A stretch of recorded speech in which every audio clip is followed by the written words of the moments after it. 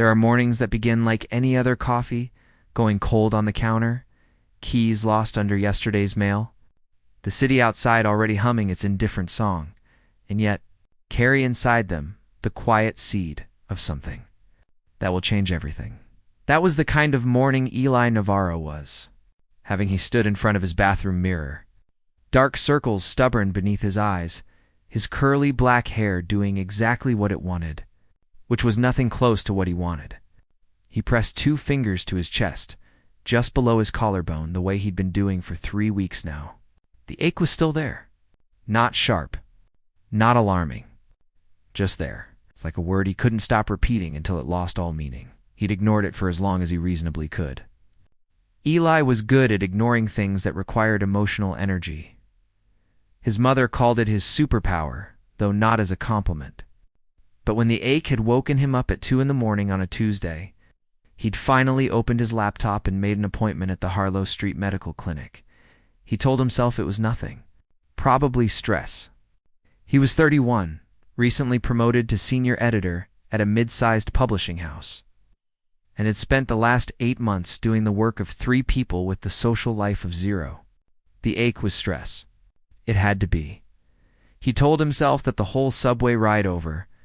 He told himself that waiting in the pale blue reception room, flipping through a magazine he wasn't reading. He told himself that right up until the door to exam room 3 opened, and he stopped telling himself anything at all.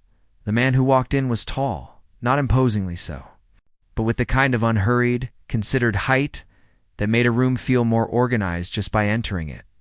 He had warm brown skin, close-cropped natural hair, dusted faintly at the temples, and the sort of quiet steadiness in his eyes that Eli associated with people who had learned, through some long interior process, exactly who they were. Mr. Navarro. He extended his hand. I'm Dr. Marcus Webb. Sorry to keep you waiting. His voice was low and even, like a cello finding its note. No worries, Eli said, and shook the hand, and absolutely did not notice how warm it was. Dr. Webb pulled a stool to the side of the exam table where Eli sat, opened a tablet, and began asking questions with the calm, methodical attentiveness of someone who genuinely listened to the answers. When had the chest discomfort started? Was it worse at rest or exertion? Any history of anxiety? Sleep patterns? Eli answered honestly, which surprised him a little. He usually performed a slightly healthier version of himself at doctor's appointments. But something about Marcus Webb made performance feel pointless. His eyes were the color of dark amber, and they didn't judge. They simply received, cataloging what was offered without commentary. Can you point to where you feel it most? Dr. Webb asked, leaning slightly forward. Eli pressed his fingers to the spot, beneath his collarbone. Dr. Webb nodded and reached for his stethoscope. May I? Sure. The metal disc was cold against Eli's chest, but Dr. Webb's fingers, steadying the instrument, adjusting its placement, were careful and precise in a way that was somehow both clinical and, Eli realized with mild alarm, very difficult to be indifferent about. Stop it, he told himself firmly. He is a doctor. You are a patient.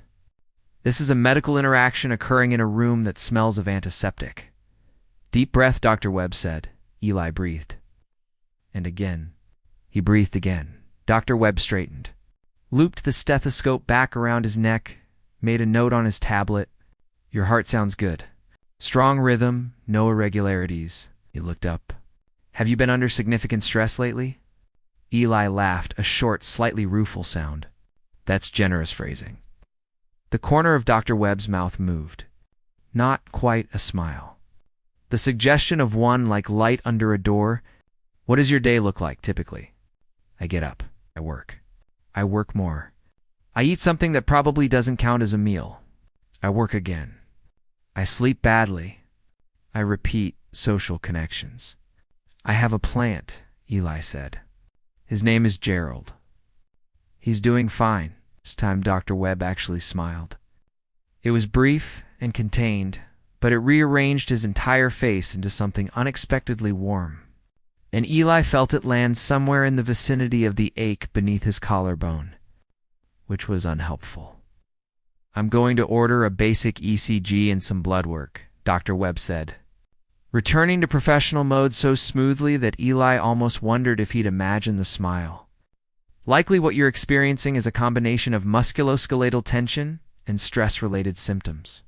But we'll rule out anything cardiac. He paused. You should also consider whether your current pace is sustainable. People keep saying that. People are right. Eli looked at him. Dr. Webb met the look without flinching, with that same uncluttered attentiveness that had been making Eli slightly crazy for the last 20 minutes. I'll have the nurse take you for the ECG, Dr. Webb said, rising from the stool. And we'd like to see you back in a week to review results. He extended his hand again. Take care of yourself, Mr. Navarro. Gerald is lucky to have someone looking after him. But you deserve the same. He was gone before Eli could think of a response. Eli sat in the empty exam room for a moment longer than necessary, one hand pressed to his chest. The ache was still there, but it had shifted somehow. Changed its shape. The ECG was normal. The blood work came back clean.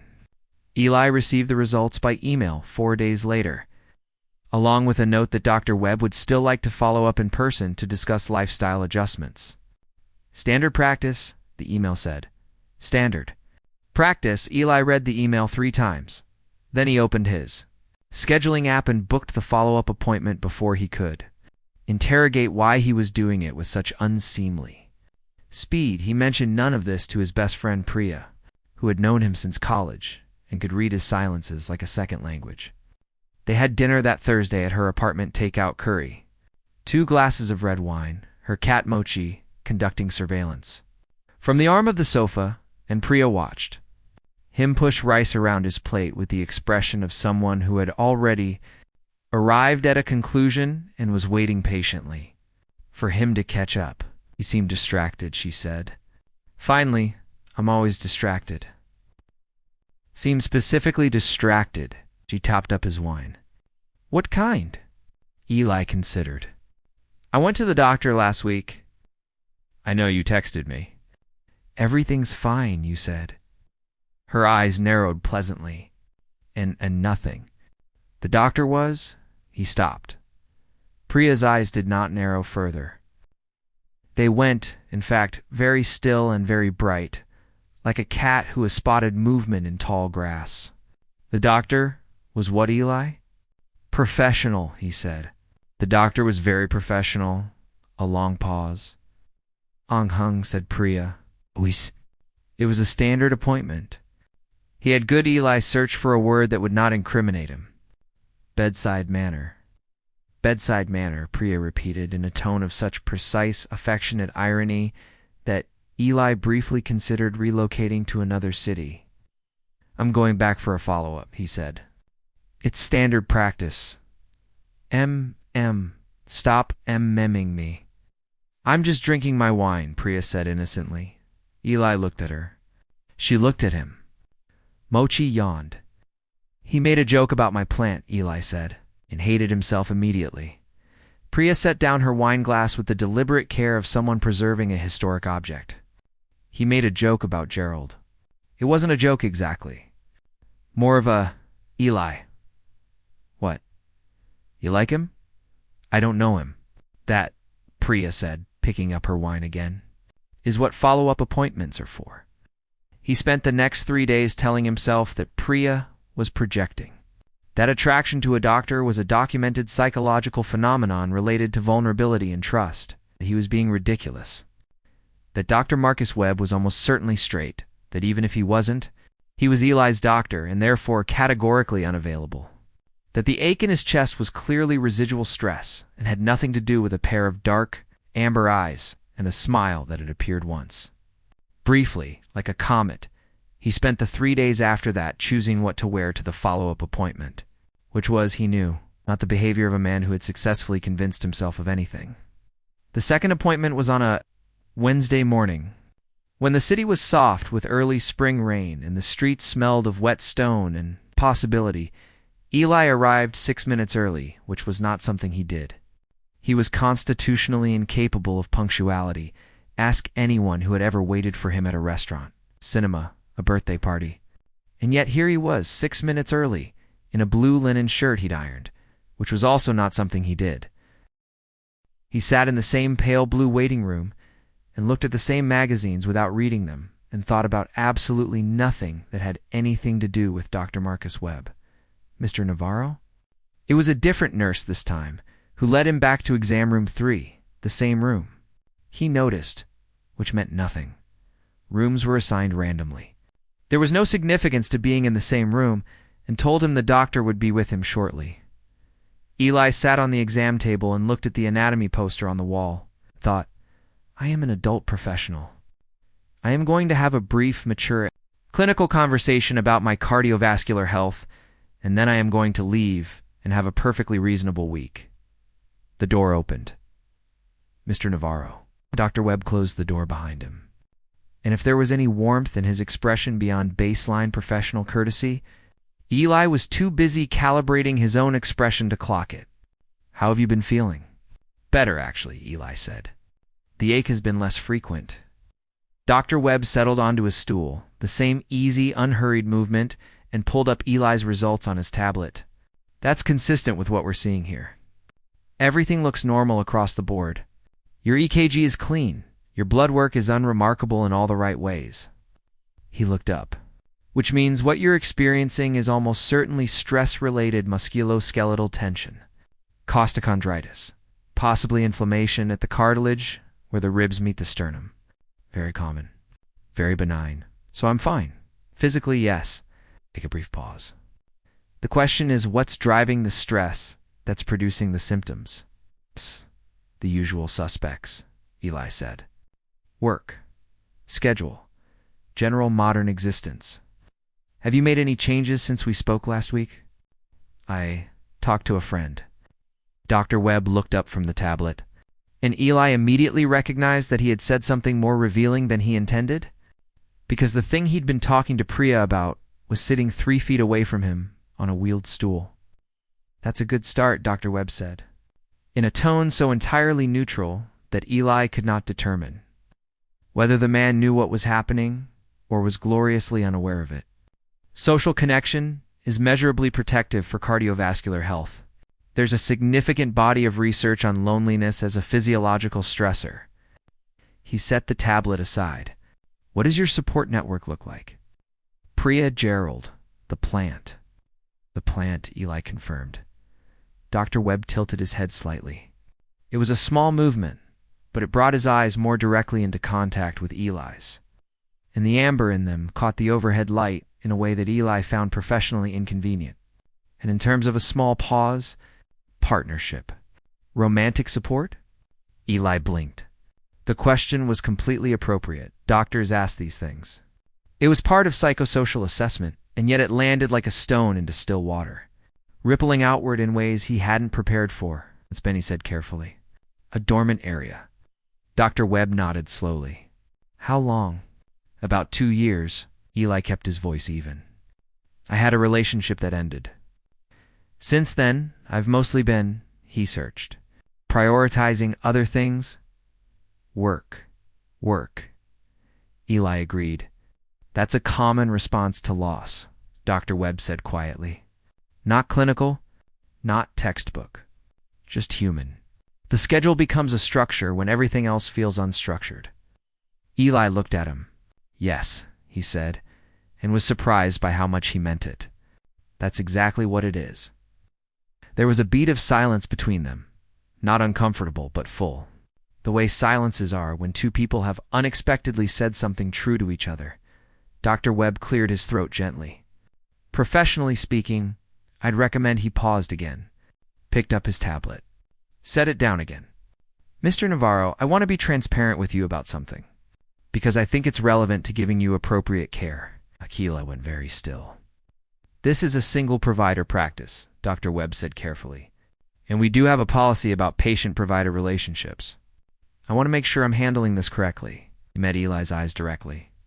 I've been looking forward to this appointment in a way that goes beyond standard professional follow-up. And I think another pause, shorter this time, more decisive, I think you may have as well. The room was very quiet, outside. The rain tapped gently against the single window. I'm going to refer you to my colleague, Dr. Patel, Dr. Webb said. who is an excellent internist and will provide you with completely comprehensive care going forward. He held Eli's gaze, which would mean that as of today's appointment, I'm no longer your physician. Eli absorbed this, processed it, let it rearrange itself into meaning. That's very responsible of you, he said finally. I try to be, Dr. Webb said. And what happens after today's appointment? Dr. Webb reached into the pocket of his white coat and produced a small card. Not a business card, a personal card. Simple, just a name and a number, handwritten. That, he said, would be entirely your decision. Eli took the card. Their fingers didn't touch. Not quite. A centimeter of careful professional distance maintained, and yet Eli felt the exchange like a current running up his arm. He looked down at the card. Marcus and a number. And below the number, in smaller handwriting, if you'd like to talk. No pressure. No pressure, Eli repeated. None, Marcus said. You've been through something significant. You're rebuilding. That matters. His voice had lost its clinical register completely now. It was just a man's voice, warm and a little careful. I don't want to be another thing on your schedule that creates pressure. Eli looked up. Marcus Webb was watching him with an expression that was open in a way that must have cost him something, because Eli recognized the effort of openness, knew intimately the particular bravery of letting someone see that you wanted something, I'll call, Eli said. Marcus's smile arrived this time without holding anything back. It was, Eli thought, one of the most disarming things he had ever seen. I'll answer, Marcus said. He called that same evening. He'd lasted for hours, which felt, under the circumstances, like remarkable restraint. Marcus answered on the second ring. And somehow the ease of it, no voicemail, no delay, no performed casualness undid something in Eli's chest that had been knotted for longer than 3 weeks. Longer, maybe, than 2 years. Maybe for the entire duration of a life spent being fluent in work and inarticulate in everything that mattered more. I thought about waiting until tomorrow, Eli said. I'm glad you didn't. They talked for 2 hours. About small things first, what Marcus was cooking for dinner, lemon chicken. He'd oversalted it. He admitted this readily. What Eli was doing not working, for the first time in recent memory. Just sitting on his fire escape with Gerald the plant and the evening city below, about bigger things as they surface naturally. The way they do in conversations that have found their true temperature. Marcus had grown up in Atlanta, had moved north for his residency, had stayed because he'd found something he hadn't expected to find. Eli had grown up in this city, had stayed out of inertia and then out of love. And then just out of the particular stubbornness of a person who has learned to love the thing that hurt them into staying. Can I ask you something? Eli said, somewhere in the second hour, the city gone dark around him, the fire escape cool under his bare feet. Yes. How did you know? That He stopped, reformed. When did you know? A brief pause on the other end. The sound of Marcus setting something down. When you told me about Gerald, he said. The way you said it. There was this quiet breath. Loneliness in it that felt very carefully managed. Like you'd made peace with it, but hadn't chosen it. He paused again. I recognized it. You were lonely too, Eli asked. I am a man who works very long hours and spends most of his evenings oversalting his dinner, Marcus said, with such dry precision that Eli laughed, a real laugh, sudden and full, the kind that surprised him with its own existence. We're a pair, Eli said. We might be, Marcus said. And there was something in his voice, some quiet warmth so carefully placed it could have been missed. That made Eli press his free hand to his sternum. The ache was gone, not suppressed, not managed. Gone, replaced by something entirely different, a fullness, tentative and new. Like a room that had been dark for a long time and had just had its window unlatched. Their first date was on a Saturday. 3 weeks after the card, Marcus had suggested the botanical garden, not a restaurant. He'd explained over text because restaurants felt like auditions, and he didn't want Eli to feel like he was auditioning. Eli had read the text standing in his kitchen, still in his pajamas, and thought, this man is going to be catastrophic for my carefully maintained emotional detachment. He was right. The botanical garden in April was almost aggressively beautiful. Wisteria heavy on the iron trellises. Tulips in colors that seemed personally offensive in their vibrancy. The whole place humming with the particular aliveness of things that have waited out winter and emerged to make their case for existence. Marcus arrived in a dark green jacket and dark jeans, without the white coat, which sounds obvious except that Eli had only ever seen him one way, and seeing him this way, civilian, relaxed, a little uncertain in the particular manner of a person who is genuinely hopeful about something. Rearranged all Eli's reference points pleasantly. You look. Marcus started. You look? Eli started at the same moment. They both stopped. You first, Marcus said. No, you. Marcus smiled. I was going to say you look good without the chest pain expression. That's very romantic, Eli said. I was going to say you look different without the stethoscope. Better or worse? Eli considered him the easy posture, the warm eyes catching afternoon light. The slight nervousness visible only because Eli was now paying close enough attention to catch it. Better, he said honestly. They walked. The garden did its magnificent work around them. They talked the way people talk when they've already had the late-night phone calls, already moved past the preliminary pleasantries into something more real, with the comfort of a shorthand that shouldn't exist this early but does. When two people have somehow skipped directly to the frequency that matters, Marcus told him about his residency years, the exhaustion, the smallness of his apartment, the months when medicine felt like the only thing he was allowed to be. You lose yourself in it, he said, hands in his jacket pockets, watching a pair of sparrows argue over a crumb on the path ahead. Or I did. I looked up at 34 and realized I had no idea who I was outside of it. What did you do? I started cooking, he said. Badly. I started reading things that had nothing to do with medicine. I started to pause, admitting to myself that I wanted things I'd been putting in the category of later. What things? Marcus glanced at him sidelong. This kind of thing. Eli held his gaze for a moment. Let the warmth of it settle. I did something similar, he said. After my relationship ended, I buried myself in work and told myself I was being productive. He paused. Priya says I was being a coward. Is she right? Probably. She usually is. He kicked a small stone off the path. It's easier to be busy than to be open. Being open means being, he searched. Visible, Marcus offered quietly. Eli looked at him. Yes. Visible to someone who might leave, Marcus continued. Not accusatory, gentle, recognizing something he'd mapped on his own interior. It's a very rational fear, actually, from a survival standpoint. Are you about to give me a medical explanation for why I'm emotionally avoidant? I'm a doctor, Marcus said. It's how I love. The word landed between them softly. Love.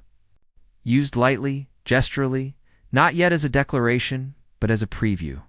A door left ajar, and Eli felt something happen in his chest that had nothing to do with costochondritis. Is that how you love? Eli asked. By explaining things? Marcus thought about it with the earnestness of a man who took even simple questions seriously. I think I love by paying attention, he said finally. By noticing. By another pause. By remembering the things people say and treating them as important. You remembered Gerald. I remembered everything you said in that appointment. Eli stopped walking. Marcus stopped a step later, turned to look at him. The wisteria above them hung in long purple curtains, trembling slightly in the mild April air.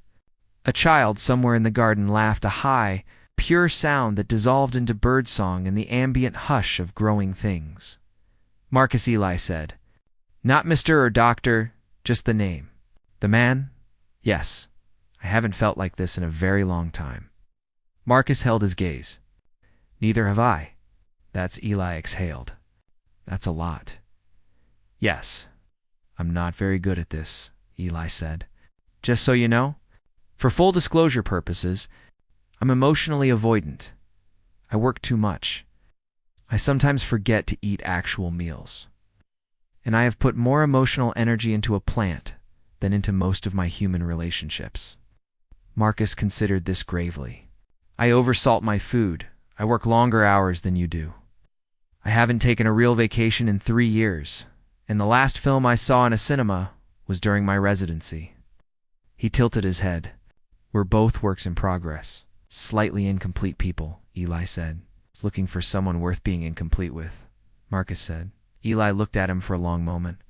This careful, warm, particular man, who had looked at him in an exam room and somehow seen both the ache and the person carrying it, who had done the responsible, difficult thing, who had written no pressure on a card and meant it, who had answered on the second ring. He reached out and took Marcus's hand. Marcus looked down at their joined hands, then up at Eli's face, and his expression was the most unguarded thing Eli had seen open. Hoping, visible. Hi, Eli said. Hi, Marcus said. Smiling, they walked like that for the rest of the afternoon. Through the wisteria and the tulips and the impossible April light, while the city carried on its vast and different business beyond the garden walls and 2 people. Inside it, quietly began. 3 months later, Eli sat in Marcus's kitchen on a Sunday morning, reading a manuscript on his laptop while Marcus cooked properly this time. He'd taken a class. He'd announced this with a seriousness that Eli had found catastrophically endearing, the smell of eggs and garlic and just right seasoning filling the warm space. Gerald sat on the sage-old sat-on windowsill between them. He'd migrated there gradually, the way things do when 2 lives begin to intersect. A book left on a nightstand, a toothbrush in a cabinet, a plant on a windowsill, the quiet accumulation of a shared life built in the unhurried. A specific way of 2 people who had each learned, through various privations, what they actually needed. Marcus set a plate beside Eli's laptop without interrupting his reading, then returned to the stove with the contained satisfaction of a man who has done something correctly. Eli ate 1 bite, then looked up. This is good, he said, with genuine surprise. Marcus glanced over his shoulder. The class was worth it. I take back all my previous skepticism. I have it in writing that you were skeptical. Marcus pointed at him with the spatula. Dated text messages? Those are inadmissible. I disagree, Eli laughed. And Marcus grinned, and Gerald sat on the windowsill in the Sunday light, doing what plants do, simply existing, quietly, in a space that felt like home. That afternoon, they walked to the park, a new habit, one of many. Marcus was telling a story about a particularly bewildering patient interaction. Details changed. Privacy intact, just the human comedy of it preserved. And Eli was listening with the particular quality of attention he'd developed over these months, not performing interest, genuinely having it. Finding Marcus's observations about people precise, compassionate, occasionally very funny, endlessly worth paying attention to. They sat on a bench by the water. Ducks conducted their business. The city hummed. Can I tell you something? Marcus said. Always. Marcus turned to look at him. His expression was the one Eli had come to know as his eye. I'm about to say something real expression, slightly more still than usual. Oh. A quality of having arrived somewhere after a journey. The day of your first appointment, I went home and sat in my car for about 15 minutes. Eli raised his eyebrows. You didn't, I did. Marcus was entirely undefensive about this, because I knew immediately that I needed to be very careful and very professional, and not, he searched, not let something that felt personal interfere with what was medically responsible. And I managed it, paused, mostly. The second appointment took me 3 attempts to walk through the door normally. Eli stared at him. 3 attempts. I walked past the exam room twice, pretending to look for something, then told myself to get it together. Eli put his face in his hands. Marcus. In my defense, I ironed my shirt, Eli said from behind his hands. For the follow-up appointment, I am constitutionally incapable of ironing things. I burned the sleeve a little. Silence. Then Marcus started laughing, a real laugh. The kind Eli had spent 3 months accumulating and never got tired of. Low and warm and fully inhabited, and Eli dropped his hands and watched him, feeling something so specific and so large it barely fit inside him. We were both disasters, Marcus said. Wiping his eye, complete disasters, Eli agreed, quietly panicking in separate locations, while being very professional about it. Marcus shook his head, still smiling. He reached over and took Eli's hand, familiar now, the warmth of it. A warmth Eli had learned to stop being surprised by and simply let be. I'm glad you made the appointment, he said. I'm glad I stopped ignoring the ache, Eli said. Marcus looked at him. The chest pain? Eli turned their joined hands over, studying them. That too, he said. But I meant, he glanced up. All the other things I'd been ignoring. The sun moved behind a cloud and returned, gentling the light across the water. The ducks made their small, purposeful sounds.